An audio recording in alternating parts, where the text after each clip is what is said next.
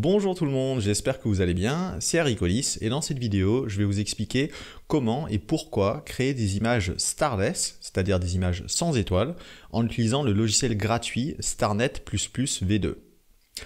Dans cette vidéo, je vais vous montrer comment faire ça sur Windows, mais également sur macOS, puisqu'en fait ça ne fonctionne pas de la même manière en fonction du système d'exploitation que vous utilisez, mais on va aussi voir ensemble comment préparer les fichiers dans Photoshop, et également comment utiliser ensuite cette image sans étoile dans vos traitements. Pour finir cette introduction, je précise qu'il s'agit d'une vidéo relativement avancée, et donc si vous débutez dans Photoshop ou si vous débutez en astrophotographie, vous risquez d'avoir un petit peu du mal à suivre. Allez, sans plus tarder, on va regarder ensemble comment faire ça. Donc pour commencer, il va bien évidemment falloir télécharger StarNet et nous sommes donc sur le site officiel et vous trouverez le lien vers le site officiel dans la description de cette vidéo. Donc dans la partie Download, on va voir qu'il y a plusieurs versions. Donc sur Windows, je vous conseille tout simplement de télécharger la version qui est là, donc avec interface graphique.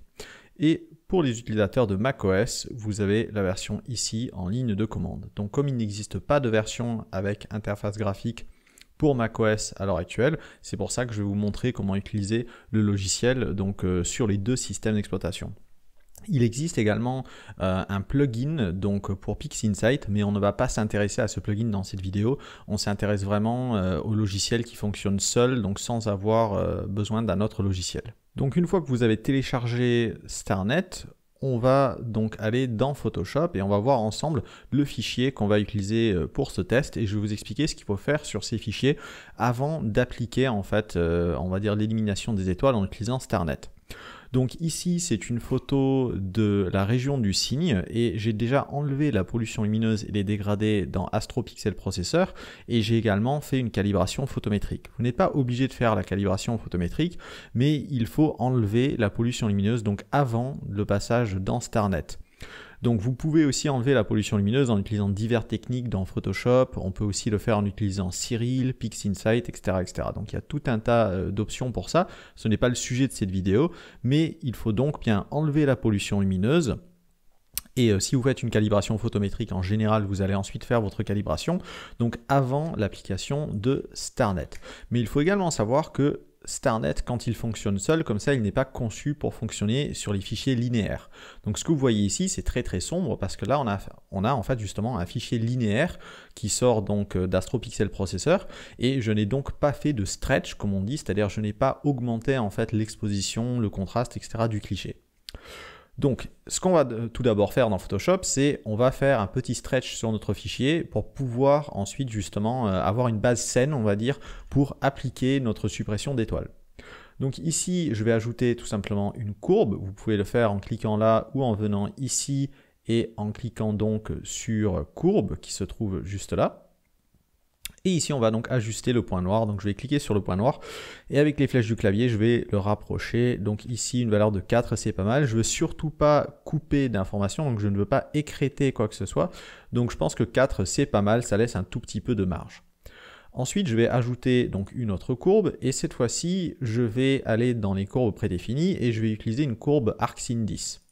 Si vous n'avez pas les courbes Arcsine dans Photoshop, puisqu'il faut les télécharger, ce n'est pas quelque chose qui est inclus de base, vous pouvez donc les télécharger gratuitement sur le site de Marc Shelley. Vous trouverez également le lien pour ces courbes dans la description.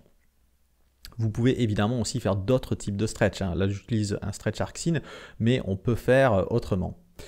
Donc, une fois que j'ai fait ce stretch-là, je vais créer une copie aplatie de l'image. Pourquoi? Parce qu'avec Photoshop, si par exemple là j'essaie d'ajuster le point noir, vous voyez on a plein de cassures dans l'histogramme, c'est un peu chiant, donc une solution simple, c'est tout simplement de venir ici et de créer une copie aplatie. Donc pour faire ça, on va utiliser un raccourci clavier un peu compliqué, c'est Maj, CTRL, ALT et N comme Nathalie, suivi par Maj, CTRL, ALT et E. Et ça va donc nous créer tout simplement une copie de l'image avec les traitements qu'on a déjà fait. Ensuite, on va donc réactiver notre courbe ici et on va réajuster de nouveau le point noir. Donc, on va faire quelque chose, voilà, comme ça me paraît pas mal. Voilà. Et je vais faire un autre stretch puisque là, pour moi, le stretch n'est pas encore suffisant. Donc ici, plutôt que d'utiliser le stretch Arcsine, on va dire simple, on va utiliser un stretch Arcsine avec préservation des couleurs. Vous n'êtes pas obligé de faire ça. Encore une fois, il existe différentes solutions. Je vais faire une vidéo d'ailleurs qui sera dédiée à la préservation des couleurs lors des stretches. Voilà, mais ce n'est pas le sujet de cette vidéo qui va déjà être un peu compliqué. Donc ici, je vais utiliser en fait donc une action que j'ai créée, donc mon stretch arc-indice avec préservation des couleurs. Voilà, donc ça permet d'augmenter les intensités tout en préservant les couleurs. Donc on voit bien toutes les couleurs qui commencent à ressortir. Ici, à mon sens, c'est un peu fort, donc je vais baisser l'opacité à 50%. Et ensuite, qu'est-ce que je fais? De nouveau, j'ajoute donc une courbe et j'ajuste de nouveau le point noir, donc quelque chose comme ça. Encore une fois, j'essaie d'éviter d'écrêter des informations, c'est-à-dire je ne veux pas boucher quoi que ce soit. Voilà, mais là on commence à être pas mal. En somme, on est prêt à créer donc notre version Starless. Donc ici, je vais tout simplement enregistrer déjà mon fichier, donc je vais faire CTRL S, voilà, et donc il me pose certaines questions, donc au sujet du TIFF, donc je vais le mettre donc en zip pour qu'il y ait une compression, IBM-PC, et ici je vais laisser en zip également. Donc si je regarde dans mon dossier, j'ai maintenant ces traitements qui sont appliqués sur mon document Photoshop. Mais pour créer une Starless, il va falloir un fichier un petit peu particulier. Il y a certaines choses à respecter puisque StarNet n'est pas compatible avec tous les types de fichiers. Donc je ne peux pas tout simplement prendre mon document Photoshop, même s'il est au formatif, je ne peux pas tout simplement le prendre, le mettre dans StarNet, voilà, et créer en fait ma version Starless. Il va falloir que j'enregistre une copie en utilisant Photoshop. Donc là, je vais vous demander de bien regarder les réglages que je vais utiliser parce que si vous vous trompez au niveau de ces réglages-là, StarNet va faire, soit va refuser d'utiliser le fichier, soit va s'en servir, mais le résultat sera anormal. Vous allez vous retrouver par exemple avec une image toute noire, ce genre de choses. Donc là, on va aller dans Fichier et on va aller sur Enregistrer une copie. Donc ici, on a notre dossier et je vais le renommer. Donc moi, j'aime bien leur donner un nom comme Ready for Starless, par exemple. Comme ça, je sais que c'est mon fichier qui est prêt pour créer la Starless. Je le laisse donc au formatif, mais ici, je décoche calque, puisque je ne veux pas enregistrer tous les calques, je veux simplement une image. Je laisse le profil ICC, vous pouvez aussi le désactiver, mais autant le laisser, et on va cliquer sur Enregistrer. Maintenant, avec ces paramètres-là, il faut que je décoche la compression. Donc ici, je mets sans compression. Si vous laissez la compression, il va vous créer une image toute noire. Donc enlevez bien la compression. Ensuite ici vous voyez c'est grisé puisqu'on a l'option justement de suppression des calques et on va faire OK. Maintenant dans notre dossier on a notre image Ready for Starless. Je viens donc d'ouvrir StarNet++ dans sa version Windows avec interface graphique. Donc ici on est input et output, donc input qui veut dire fichier en entrée et output qui est donc fichier en sortie. Donc ici je vais cliquer là-dessus sur Browse et je vais donc sélectionner tout simplement Ready for Starless, voilà, je fais ouvrir et maintenant je choisis le nom de sortie. Donc personnellement je vais tout simplement l'appeler Starless, voilà, et là on clique sur Run.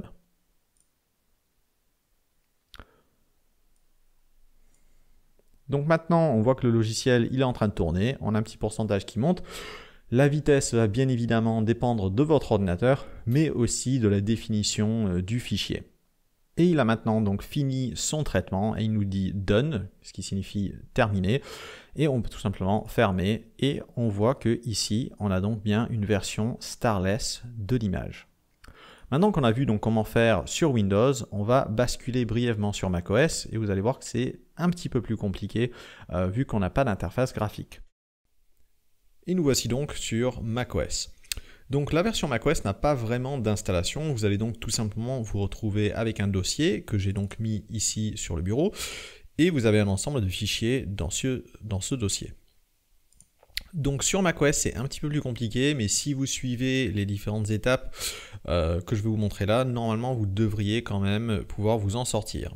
Donc tout d'abord on va lancer le terminal.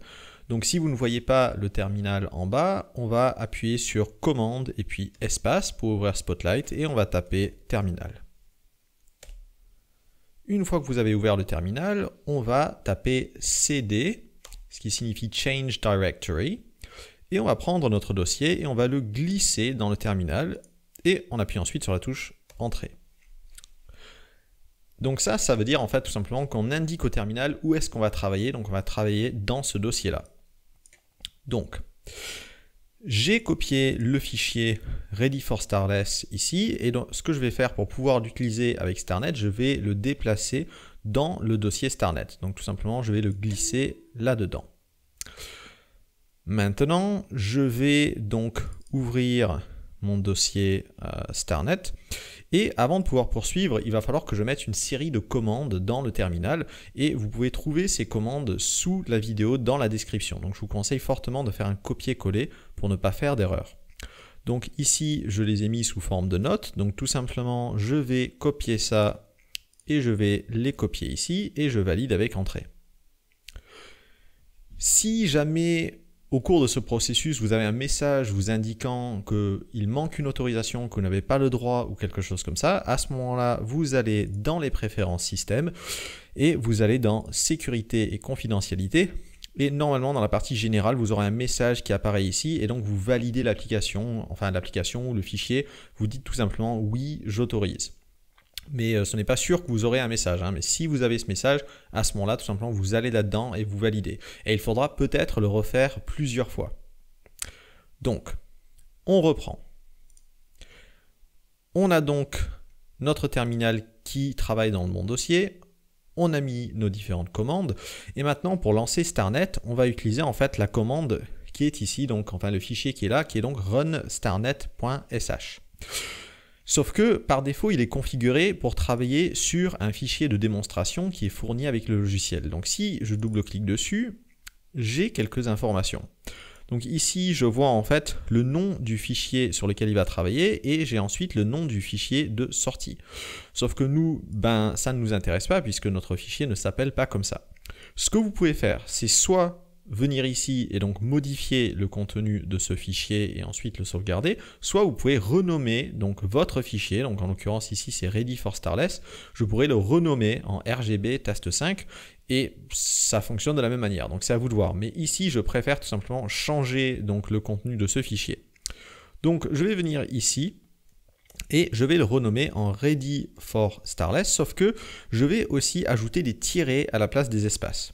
Donc Ready donc for Starless, comme ça, en mettant bien le pointif. Il ne faut faire aucune erreur, hein. Si vous faites une faute d'orthographe ou quoi que ce soit, ça ne fonctionnera pas. Et ensuite, on a donc Starless pointif. Et voilà, donc là, normalement, on devrait être bon. Je sauvegarde donc ensuite mon fichier, je le ferme.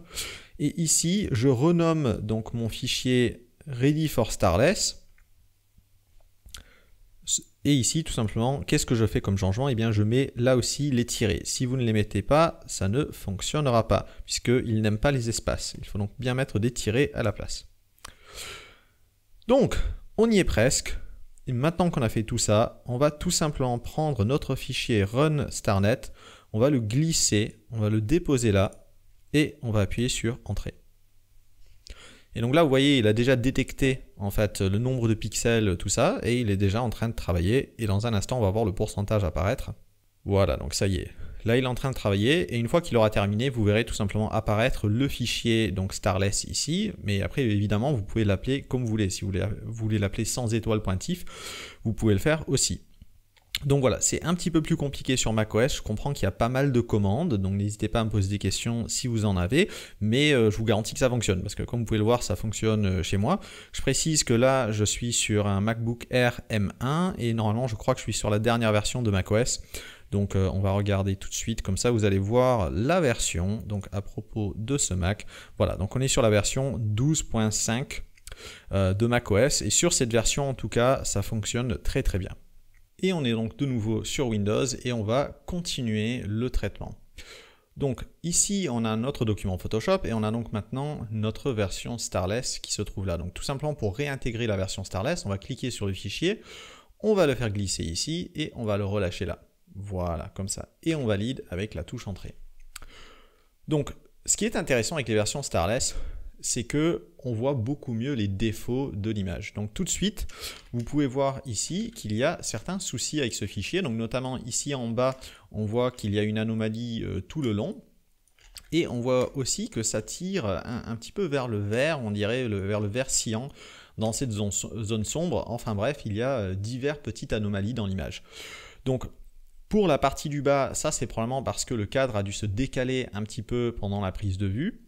Et pour ce qui est des changements de couleur anormales, ça c'est généralement quelque chose qui arrive quand la soustraction de pollution lumineuse manque légèrement de précision. Donc même si AstroPixel Processor est très bon à ce niveau-là, même un logiciel comme AstroPixel Processor ça ne va pas forcément faire un travail parfait. Donc il peut y avoir des petits écarts et le moindre écart va ensuite provoquer des décalages colorimétriques. Donc globalement, le rendu est quand même très chouette, mais si on regarde de très près l'image, donc si je viens là, vous voyez, il y a quelque chose d'un petit peu bizarre, c'est qu'on se retrouve avec des genres de donuts à la place de certaines étoiles.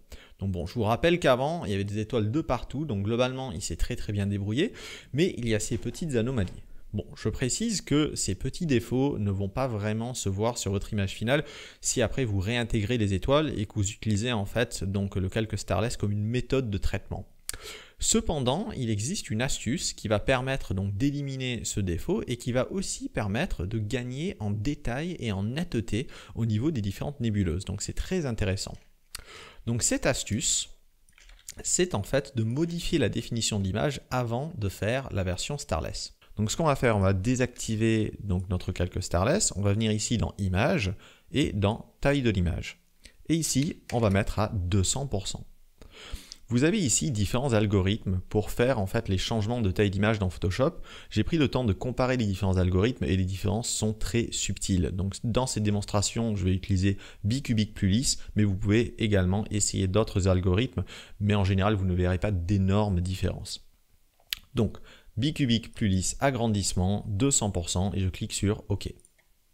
Donc là, on se retrouve avec une image qui a donc une définition plus élevée et on va donc maintenant, comme tout à l'heure, aller dans Fichier, enregistrer une copie et ici, on va également l'appeler donc Ready for Starless, sauf que je vais ajouter une information en plus. Je vais l'appeler High-Res comme haute définition, mais évidemment, vous l'appelez comme vous voulez. Je vais ensuite donc décocher calque, c'est très important. Je clique sur enregistrer. Et je clique sur sans compression. Et je clique ensuite sur OK. Donc comme tout à l'heure, on va venir ici et on va donc choisir notre cliché, mais ici ça sera donc la version High-Res et pour le fichier de sortie, donc je vais l'appeler Starless High-Res et je clique tout simplement sur Run.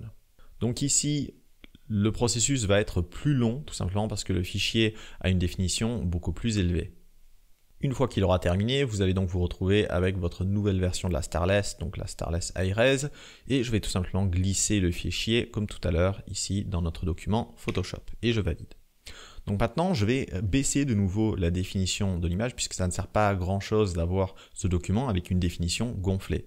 Je vais donc aller dans Images, Taille de l'image, et là je vais mettre 50%, et ici je vais utiliser Bicubic plus lisse, mais vous pouvez aussi utiliser un autre algorithme si vous préférez. Et je clique sur OK. Donc maintenant, ce qui est assez intéressant, c'est qu'on va pouvoir comparer nos deux Starless. Donc si je zoome ici, donc sur l'ancienne version, on voit ces petits défauts. Et sur la nouvelle version, vous voyez, les défauts ont disparu, c'est magique. Maintenant, si on dézoome et qu'on regarde l'image dans son ensemble, on voit qu'en fait, globalement, le contraste est légèrement différent avec la version qui a été créée à partir de l'image haute définition. Donc, c'est mieux, c'est moins bien, ça va peut-être dépendre de l'image, ça dépend de l'endroit que vous regardez. En général, je trouve que les versions basse définition sont un peu plus lisses, vous voyez. Donc la version haute définition, il y a plus de micro-variations dans le contraste, dans les dégradés. Mais l'avantage de la version haute définition, c'est que vous allez avoir plus de détails au niveau des nébuleuses. Donc par exemple, on va regarder ici, et vous voyez sur l'autre version, il y a certains détails qui disparaissent, donc en plus des défauts. Là, on a un petit peu plus de détails, et il y a certains endroits où c'est relativement flagrant. Donc si on vient ici, par exemple, avec ces nébuleuses très fines qui se voient peu, sur la version normale, elles sont quasiment effacées. Sur la version haute définition, on voit vraiment beaucoup mieux ces petites nébuleuses fines. Vous voyez là pareil, ça s'efface presque totalement. sur la version haute définition, ça se voit beaucoup mieux.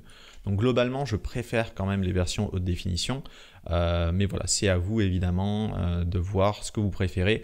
Donc c'est vrai que ça prend un petit peu plus de temps donc, de faire ce changement de définition, et ensuite StarNet va mettre un petit peu plus de temps pour générer la version Starless, mais à mon sens, si vous voulez conserver un maximum de détails dans les nébuleuses sur votre version Starless et aussi éliminer ce petit problème de donut, on va appeler ça, je pense que c'est une approche qui est intéressante.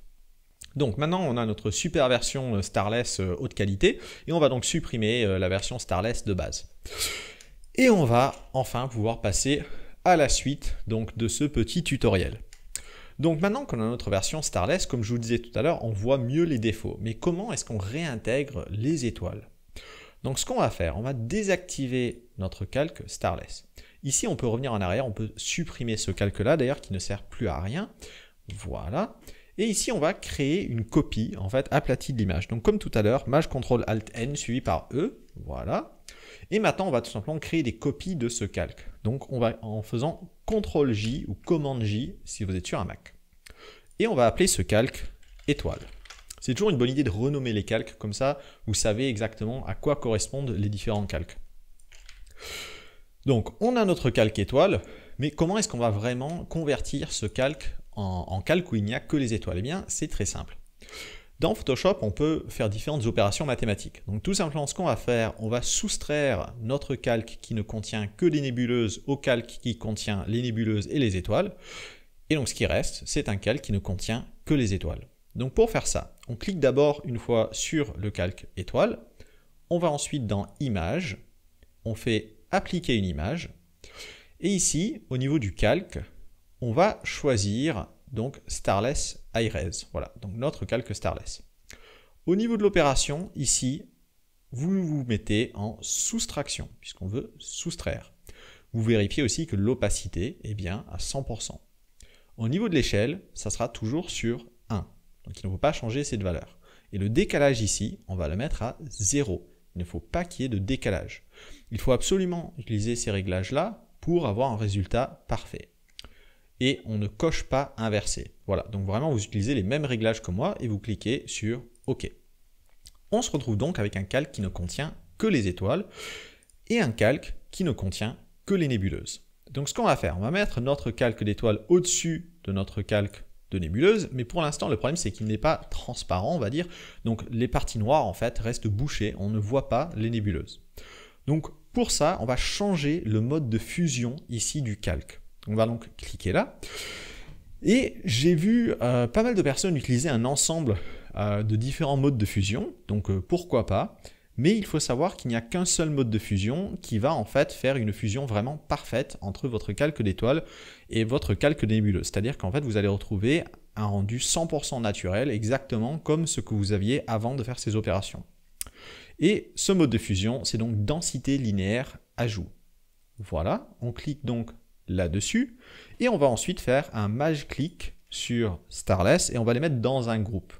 Donc pour ça, je vais faire CTRL-G ou Command-G si vous êtes sur un Mac. Donc je les mets dans un groupe, c'est juste pour la démonstration, pour vous montrer que ça, c'est donc la fusion de notre calque Starless donc, et de notre calque d'étoiles. Vous voyez, je peux les activer ou désactiver les étoiles.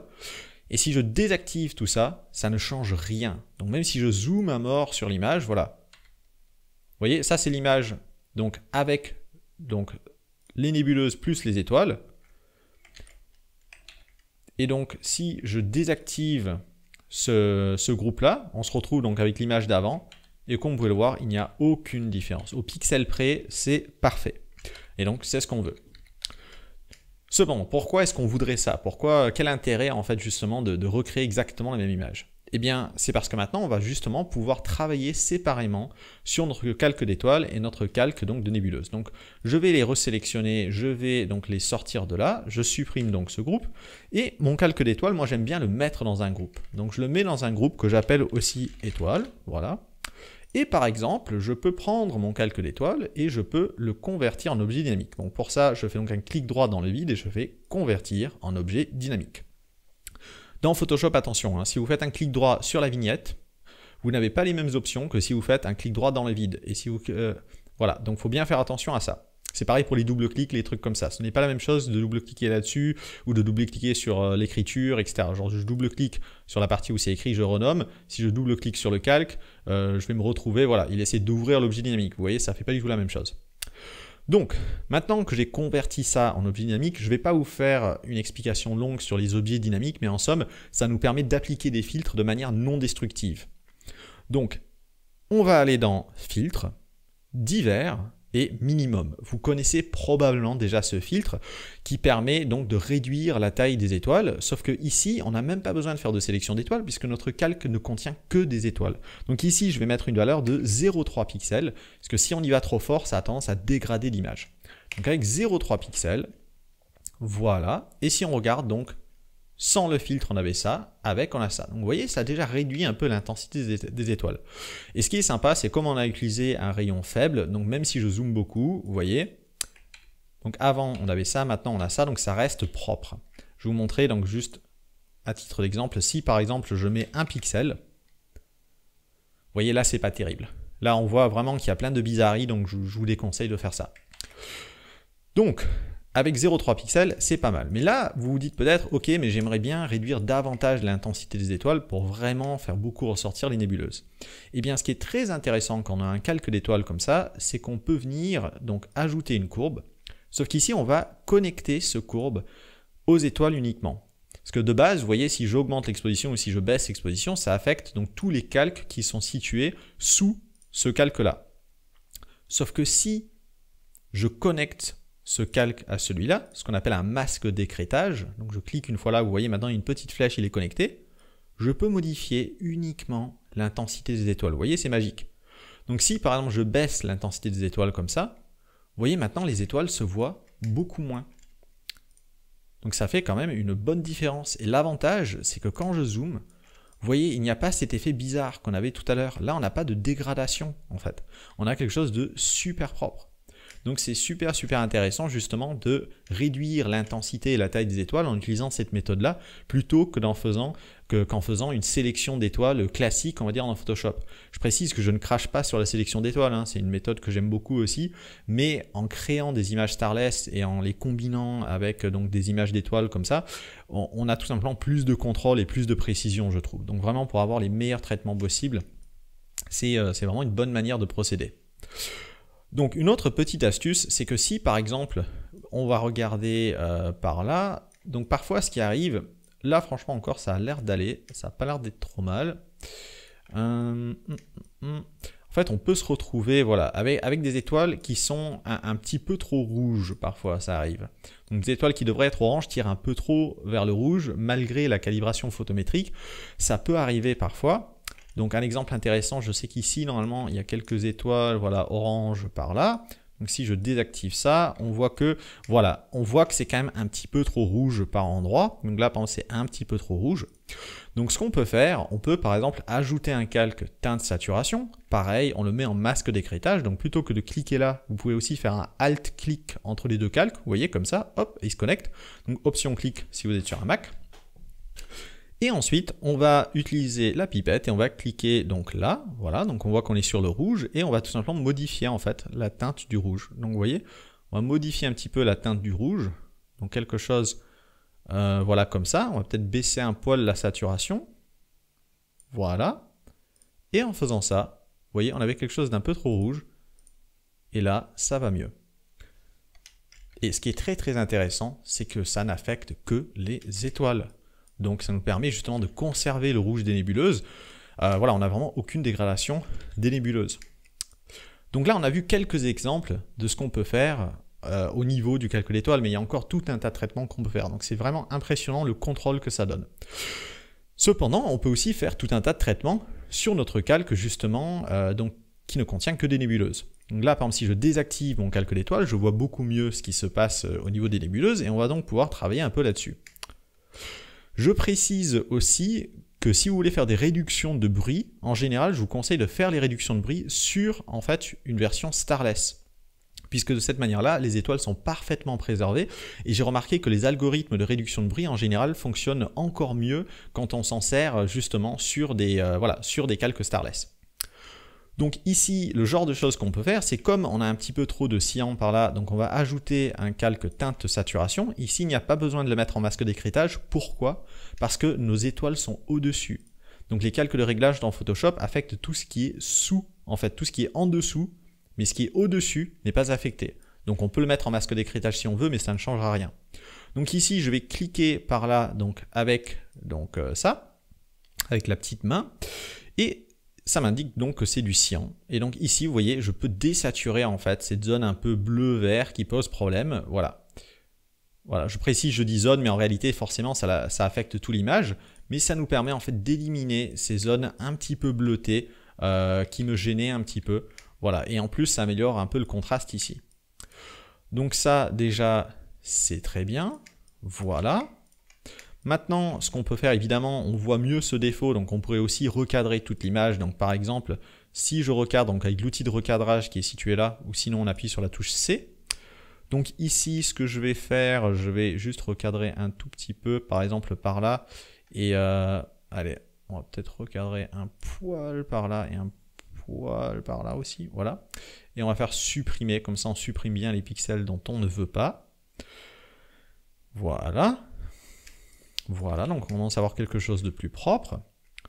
Ensuite, ce que je peux faire ici, je peux venir par exemple modifier un peu l'exposition et aussi réajuster les noirs. Parce que vous voyez là, on a quand même un petit problème au niveau des noirs. On avait quand même les noirs qui étaient un peu gris. Donc quelque chose comme ça, ça me semble pas mal.